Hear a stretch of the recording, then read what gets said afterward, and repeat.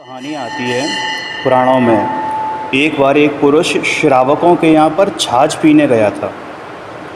ये बेसिकली है ना, आशा के बारे में बताने वाली कहानी है कि आशा और कल्पना में रत्ती मात्र भी फ़र्क नहीं है। तो इस कहानी को आप ध्यान से सुनना, फिर उसके बाद निर्णय करना क्या हमारी ज़िंदगी भी ऐसी ही कट रही है। तो क्या बता रहे थे कि एक पुरुष कुछ श्रावकों के यहाँ पर छाछ पीने गया था। छाछ पीकर उसने मुंह पर हाथ फेरा तो थोड़ा सा मक्खन है ना उसकी मूँछों पर लग गया। उसने क्या सोचा कि अगर 5-7 घरों में जाकर छाछ पीऊँगा ना तो कुछ लाभ हो सकता है। 5-7 श्रावकों के यहाँ पर छाछ पीकर वो मक्खन जोड़ने लगा। 2-3 महीने में उसने काफ़ी कुछ घी तैयार कर लिया। जहाँ भी वह छाछ पीने जाता, हाथ में उसके एक कटोरी रहती थी और उसी में उसकी मूँछों में लगा हुआ जो मक्खन था वो इकट्ठा कर लेता। ठीक है ना। तो इस तरह लगभग यूँ समझो आप कि 1-1.5 किलो के आसपास वो घी तैयार हो गया। माघ का महीना था, जाड़े के दिन थे, एक झोंपड़ी में रहता था। छीके पे उसने अपना मक्खन रख लिया था, है ना, एक घड़े में इकट्ठा करके रख लिया था। वह नीचे आग ताप रहा था। तापते तापते ही उसे आशा ने, उस कल्पना ने घेर लिया। उसने सोचा कि लगभग 1.5-2 किलो घी तैयार हो गया है। कल बाज़ार में उसे 1000-1200 रुपये में जाकर बेच डालूँगा। उतने रुपए में तो मैं कोई खोमचे की चीज़ ले आऊँगा और 2-3 दिन में ही करीब 1500-2000 रुपये करीब कम जाएंगे। एक बकरी ले लेंगे, दूध घी बेचकर गाय ले लेंगे, फिर गाय बैल आदि ले लेंगे, फिर एक ज़मींदारी खरीदेंगे, धनी हो जाएंगे और फिर शादी कर लेंगे। बच्चे हो जाएंगे। कोई बच्चा आकर बुलाएगा कि पापा देखो माँ ने तुम्हें भोजन के लिए बुलाया है, तो मैं खाने के लिए नहीं आऊँगा, मना कर दूँगा, नखरे दिखाऊँगा, है ना, और बोल दूंगा कि अभी नहीं आता। लड़का फिर आएगा और फिर कहेगा कि चलो पापा माँ ने ना रोटी के लिए बुलाया है, तो मैं कहूँगा हट जा, मैं अभी नहीं आता। फिर लड़का खाने के लिए बुलाया है, आएगा तो कहूँगा हट बे गधे, कितनी बार कह दिया कि अभी नहीं आऊँगा। ऐसा कहते हुए जब उस आदमी ने झटके से अपना पैर झटका तो वो घड़े पे जाकर लगा और वो घड़ा नीचे आग में गिर पड़ा और वो फूट गया और फूटते ही सारा का सारा मक्खन जल गया। अब बाहर आकर वह चिल्लाता है कि हाय मेरी ज़मींदारी ख़त्म हो गई, मेरे गाय, मेरे बैल, मेरी भैंस आदि सब ख़त्म हो गई, मेरे लड़के, मेरे बच्चे सब ख़त्म हो गए। जब बाहर के लोगों ने सुना तो उन्होंने सोचा कि अभी तक कल तक तो ये भिखारी सा घूमता था, अचानक से कैसे इसके पास इतना सारा धन आ गया, इतना सारा ज़मींदारी आ गई, गाय बैल भैंस इत्यादि आ गए।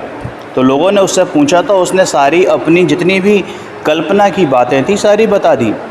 इतने में एक सेठ बोला, अरे भाई केवल सोचा ही तो था, तो दुखी क्यों होता है। भैया सेठ जी यही हालत आपकी भी है, यही हालत आपकी हमारी भी है। जब हमारा इस संसार में कुछ नहीं है तब हम कैसे मानते हैं कि ये मेरे हैं, और जो कुछ मेरे पास है वो मेरा कुछ है ही नहीं, केवल ख़याल ही बना लेते हैं कि ये मेरी स्त्री है, मेरा पुत्र है, मेरा धन है, मेरा वैभव है। एक कहावत आती है, खंजर की क्या मजाल कि एक ज़ख्म कर सके, तेरा ही है ख़याल कि घायल हुआ है तू। अरे ये सारे के सारे पदार्थ जुदे जुदे हैं। जैसे उस शेख चिल्ली की तरह उसका मटका फूट गया ना, वो हमारा ही ख़याल है कि हमें चोट लगी है, हम रोगी हैं, हम निरोगी हैं, या हमें धन दौलत संपदा आदि से इत्यादि प्यार है। ये सिर्फ़ और सिर्फ कल्पनाएं हैं, क्योंकि ये हमारे हैं नहीं। अरे भैया यह ख़याल भी तो अज्ञान से बनता है, मोह ममता से बनता है। जब ऐसा ख़याल बन जाता है तो आशाएं बन जाती हैं। और आशाएं बन जाने से दुख होता है। जगत के ये सारे जीव एक आशा के ही रोगी हैं। आशा न होती तो इस जगत में दुख ही क्यों रहता। प्रभु अपने प्रभु के स्वरूप की ओर झुक, जितना भी हो सके आशाओं से दूर रहे।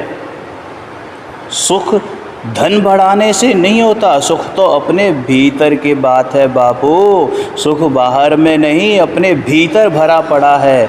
आशा जिसने छोड़ दी वह सुखी है, और जो आशा में लगा है वह दुखी है। तो भैया आशाओं को त्यागो, अपने स्वरूप को देखो, अपने में अपने लिए अपने आप स्वयं सुखी हो जाओ। देखो जिसके तृष्णा लगी है ना, जिसको जो कुछ मिलता है सब कुछ कलेशों का ही देने वाला है। जिसके तृष्णा ना रहे, पास में कोई भी पदार्थ हो तो उसको कलेश नहीं होगा। या जिसका तृष्णा लगी हो और उसके पास कुछ भी ना हो तब भी कलेश भोगता है। ये सब पदार्थ कलेशों के कारण है, लेकिन पर पदार्थ कलेशों के कारण नहीं है। पदार्थों में इष्टपना ये कलेशों के कारण है। देखो जितना संग मिल गया घर परिवार में, उतनी ही जान आफत में रहती है कि नहीं। जितना बड़ा परिवार उतनी ही ज़्यादा जान आफत में रहती है। यानी जितना बड़ा मोह, जितनी आपने अपने आप को संसरण में झोंक रखा है, अपने उपयोग को जितना आपने भरमा रखा है, उतनी ही जान आफत में है। अपनी अपनी बात ही देख लो ना। एक दो अकेले हैं तो उनकी जान इतनी फसाव में नहीं है, लेकिन अकेले दुकेले में भी तृष्णा रखे तो दुख ही मिलते हैं। और जिसके तृष्णा नहीं है वह सुखी है, और जिसके तृष्णा लगी हुई है वह दुखी है। ये तृष्णा करना एक अज्ञान है। इस जगत में, इस विश्व में कोई भी चीज़ हमारी आपकी नहीं है। इस शरीर के अंदर जो जीव है उस पर दृष्टि कर दो तो सब कुछ भिन्न भिन्न है, सब कुछ जुदा जुदा है। घर से, वैभव से, परिवार से यह जीव न्यारा है कि नहीं है बताओ। जो इस देह के अंदर विराजमान है, इस देह देवालय के अंदर विराजमान भगवान आत्मा है, जो जानने देखने का काम करता है, जो नाना प्रकार के विकल्प विचार किया करता है, वह जीव इन सब पदार्थों से न्यारा है कि नहीं है। अरे सबसे न्यारा है यह जीव, सबसे न्यारा है। जिस दिन मृत्यु हो जाती है सब कुछ छोड़कर यहाँ से जाना पड़ता है कि नहीं जाना पड़ता है? उस समय क्या ये मिन्नत चल जाएगी कि मैंने बहुत सारा कमाया, लाख 2 लाख, करोड़ 2 करोड़ मेरे साथ भेज दो। अरे बहुत बहुत पुत्रों से प्रेम किया, इतने सारे मैंने एम्प्लॉयज़ इकट्ठे कर दिए, इतनी बड़ी फैक्ट्री खोल दी, कुछ तो मेरे साथ चला जाए। अरे लड़का क्या, ये शरीर तक भी मेरे साथ नहीं जाता है। सबको छोड़कर जाना होता है, क्योंकि कोई भी चीज़ तुम्हारी नहीं है। जो चीज़ तुम्हारी है वह तो तुम साथ ले जाओगे, और जो चीज़ तुम्हारी नहीं है उसे तुम साथ कैसे ले जा सकते हो? अब यहाँ पर जो चीज़ तुम्हारी है से तात्पर्य कोई लौकिक चीज़ नहीं, लेकिन अपितु तुम्हारे संस्कार, तुम्हारे परिणाम, तुम्हारे भाव, वो तुम्हारे साथ जाएंगे। तुम्हारा अभिप्राय माने सम्यक्त्व है या मिथ्यात्व है, वो तुम्हारे साथ जाएगा। ये शरीर तक मेरा नहीं है, ये धन परिवार इत्यादि तो क्या साथ जाएंगे? अरे जो आपका धर्म है, आपके जो संस्कार हैं वे आपके साथ जाते हैं, आपकी ज्ञान ज्योति आपके साथ जाती है। अरे जो ज्ञान ज्योति के जो निकट जो राग द्वेष है उसको अलग हटाकर शुद्ध ज्ञाता दृष्टा रहने का संस्कार जो बनाया है वही साथ जाएगा। बुरे काम किए, बुरे परिणाम किए तो वो दुर्वासना भी साथ जाएगी। दूसरों को सताया, हिंसा की, विवेक नहीं किया, देवी देवताओं के आगे किसी जीव को मार दिया, बलियां दे दी, है ना, कि किसी की बलि दे दी, बकरे काटे या भैंस काटी, कुछ भी किया, मच्छर मारे। अरे एक पाप तो यह किया है कि इससे मेरे कुटुंब के लोग खुश होंगे, ऐसा विचार किया, और दूसरा पाप उसको मार के किया। अरे कितना बताएं, देवी देवता के नाम पर किसी जीव की बलि कर दो तो कितना बड़ा पाप है, बता नहीं सकते, शब्दातीत है, महान पाप है। ये ऐसा अज्ञानी पापी तो जन्म जन्म में अटपट योनियों में पैदा होता है और बार बार दूसरे जीवों के द्वारा मारा जाता है, ऐसा उसका पाप है। और फिर देवी देवताओं का तो देह कैसी है, वैक्रियक है। जो लौकिक देवी देवता होते हैं, यहाँ पर हम अरिहंत और सिद्ध रूपी देव की बात नहीं कर रहे हैं, परमात्मा देव की बात नहीं कर रहे। यहाँ जो लोक में जिन्हें देव माना जाता है उनकी शरीर कैसी है, वैक्रियक है। वैक्रियक का मतलब किसी भी रूप में वो रूप धारण कर लेते हैं। वे देवी देवता किसी जीव को नहीं मारना चाहते, मांस तो उनका भोजन भी नहीं है। अरे वो तो शुद्ध शाकाहारी होते हैं भाई। स्वर्ग के जो देव होते हैं वो शुद्ध शाकाहारी होते हैं। वे देवी देवता किसी जीव को मारना नहीं चाहते, मांस तो उनका भोजन नहीं है। अरे उनके कंठ से तो जब उन्हें भूख का हल्का सा वेदन होता है तो उनके कंठ से अमृत रूपी एक पेय झरता है, जिससे हजारों हजारों वर्षों की उनकी क्षुधा शांत हो जाती है। अरे पहले आप उन देवी देवताओं को देखते हैं, फिर भगवान को देखते हैं तो मानो भगवान उन देवी देवताओं से छोटे हो गए। पहले हम जाएंगे धरणेन्द्र पद्मावती की पूजा करेंगे, उसके बाद जाके भगवान की पूजा करेंगे। अरे जैसे कि वो जो दरबान के आगे सिर झुकाना और राजा के आगे सिर झुकाना, दोनों में कोई अंतर ही नहीं है। बल्कि हम तो यहाँ तक कर देते हैं कि हम दरबान को राजा से ऊपर रख देते हैं।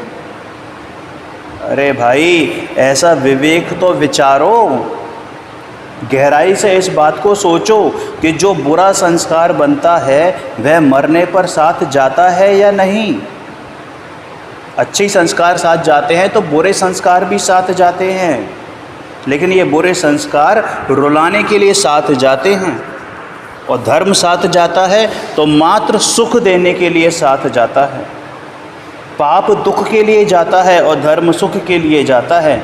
यहाँ की सब चीज़ें जो मिलती हैं वे कुछ भी साथ नहीं जाती, कुछ भी लौकिक की चीज़ साथ नहीं जाती है, कुछ भी मटीरियलिस्टिक, कुछ भी भौतिक सुख, भौतिक चीज़ साथ नहीं जाती है।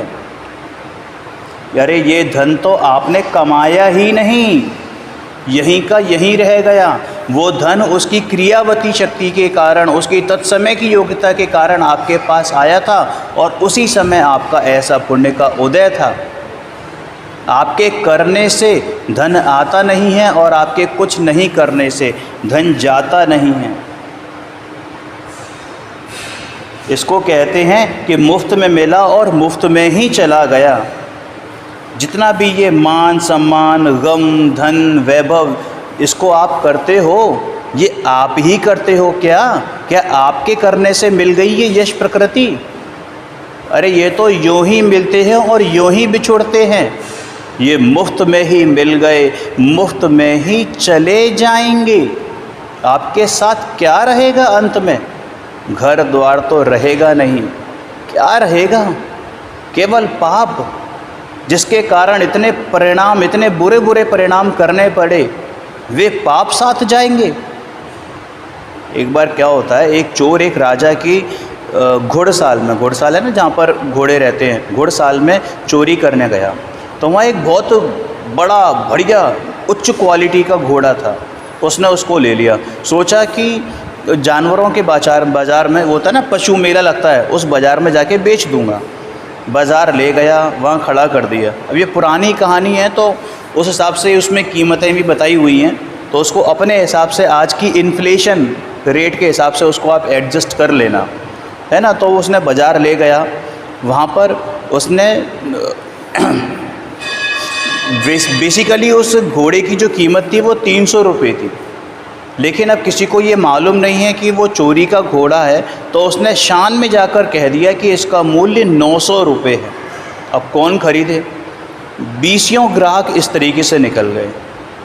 फिर एक बहुत देर में एक ग्राहक आया जो खुद एक चोर था, वो आया और बचपन से ही चोरी करता था। उसने पूछा कि इसकी क्या कॉस्ट है। तो उस आदमी ने उसको पहचान लिया, इस घोड़े को, कि ये घोड़ा तो चोरी का है और वो 900 रुपये की जो कीमत बता रहा है ना, ये झूठ बता रहा है, क्योंकि चोर चोरी की चीज़ को परख लेता है। तो वो जो बूढ़ा चोर था जो आया, जिसने रेट पूछी थी, उसने कहा कि इसमें ऐसी क्या खासियत है जो इसका तुम 900 रुपये बता रहे हो। तो उस पहले वाले चोर ने कहा कि देखो इसकी चाल बहुत बढ़िया है। तो उस बूढ़े चोर ने कहा कि ठीक है, अगर ऐसी बात है तो तुम एक काम करो, ये हुक्का पकड़ो, मैं इसकी चाल चेक करके आता हूँ, एक ट्रायल लेकर आता हूँ। ट्राई करते हैं ना, ट्रायल लेने, टेस्ट ड्राइव, तो मैं टेस्ट ड्राइव लेने जाता हूँ। तो उस आदमी ने उसको हुक्का पकड़ा दिया और वो उस घोड़े को लेकर चलता बना। और चलता बना तो जब चलता ही बना फिर तो वापस आया नहीं। फिर कुछ देर बाद कुछ और लोग आए जो पहले घोड़े का दाम पूछ गए थे। तो उन्होंने पूछा कि भैया वो हमें घोड़ा चाहिए, बिक गया क्या? तो उस आदमी ने कहा हाँ बिक गया। कि कितने में बिका? कि जितने में आया था उतने में बिक गया। माने क्या? कि भैया सिर्फ एक मिट्टी का हुक्का उसमें बिक गया। तो ऐसी ही हालत हम सब की है कि जो जो मिलता है सब मुफ्त मिलता है। आत्मा की इसमें कोई भी कमाई नहीं है, क्योंकि जीव तो उसको छूता तक नहीं है। जीव से तो सब चीज़ें न्यारी हैं, ये सब मुफ्त में ही मिली हैं और मुफ्त में ही मिटेंगी। आप लोगों ने देखा होगा कि 10-20 व्यक्तियों ने जो कुछ भी मुफ्त में प्राप्त कर लिया है छोड़कर चले ही गए होंगे। कुछ भी धन, स्त्री, पुत्र आदि कुछ भी जो कुछ था, जो मोह किया, जो तृष्णा की, वह सब पाप, यहीं पाप रूपी जो कहना चाहिए संयोग थे, वो सारे के सारे यहीं रह गए। लेकिन वो जो दुष्परिणाम थे ना, वो सब साथ गए। और उसके कारण हुआ क्या कि आने वाला भव भी उसका बिगड़ गया। आने वाला भव भी उसका बिगड़ गया। इसलिए कहते हैं भैया कि इन आशा को छोड़ो। इन आशा ने तो इन प्राणियों को बहकावे में डाल दिया है। इस आशा से दूर रहो, क्योंकि इस हालत में सुखी रहोगे अगर आशा से दूर रहोगे और इस आशा से ही चुपके रहोगे तो हालत और ज़्यादा बद से बदतर होते जाएंगे। समझ में आया? अरे देखो भैया, ये पदार्थ हो या ना हो, पर यदि पदार्थों में तृष्णा रही तो आकुलताएं ही हैं, और आकुलता का दूसरा नाम दुख ही है। और अगर तृष्णा नहीं हो तो निराकुलता है, और निराकुलता का दूसरा नाम सुख है। इसलिए सारा दारोमदार तृष्णा पर ही है। तृष्णा है तो दुख है, और तृष्णा नहीं है तो दुख नहीं है। अब देहातों में क्या करते हैं लोग? खेती बाड़ी करके ऊंची ऊंची ज़मीन पर सोकर आनंद लेते हैं। लेकिन शहरों में क्या है कि बड़े बड़े आदमियों को देखा होगा, उनके पास सब कुछ है, गाड़ियां हैं, फर्म चल रही हैं, है ना, हज़ारों आदमी उनके अंडर में काम कर रहे हैं, लेकिन फिर भी सुख से सो नहीं पाते हैं। जनरली देखने में आता है कि वे लोग 3-4 घंटे मुश्किल से सोते हैं, और सोते में भी कुछ ना कुछ बड़बड़ाते हैं, और सोने के लिए नींद की गोलियां लेनी पड़ती हैं। जबकि वहीं एक मेहनतकश किसान दिन में काम करता है और रात भर सोता है। अनाज उपज जाए इतना ही मात्र सोचता है और सुखी रहता है। सादा भोजन करता है और मस्त होकर गाता रहता है। अरे सादा भोजन करके अपने हित का यत्न करो, तृष्णा ना रहे तो सुख है। कोई देहाती ही किसी शहर में जाकर अगर गुलाब जामुन चख आए तो उसे उसका स्वाद लग गया। यदि स्वाद लग गया तो फिर दुख ही होगा। और अगर सीधे सीधे चल रहे हो तो जो कुछ खाते हैं उसी में मस्त रहते हैं। जो करोड़पति हैं, अरबपति हैं, तृष्णा करके अपने को बर्बाद कर रहे हैं। अरे जितना मिला है उतने में ही संतुष्ट रहो। इस तृष्णा पर लात मारो। यदि संतोषमय जीवन बिताओगे तो आनंद मिलेगा। कहते भी हैं ना कि संतोषी सदा सुखी। यदि तृष्णा से युक्त जीवन रहा तो आनंद नहीं मिल पाएगा। देखो भाई, जीवों की अपेक्षा हम आपने कितनी बुद्धि पाई है, कितना ऊंचा दिमाग पाया है, कितने अच्छे विचार पाए हैं, कितना अच्छा घर परिवार कुटुंब पाया है, जैन कुल पाया है, जिनवाणी श्रवण करने का इतना बढ़िया उत्तम मौका, इतना अच्छा अवसर मिला है, ज्ञान पाया है, रुचि पाई है, सद्बुद्धि पाई है। फिर भी यदि अपने जीवन को हम सफल ना बना सकें तो मनुष्य जन्म पाना व्यर्थ है। और यहाँ जीवन सफल बनाने का मतलब रुपया पैसा कमाना नहीं, मान सम्मान कमाना नहीं, बल्कि अपना आत्म कल्याण करना है।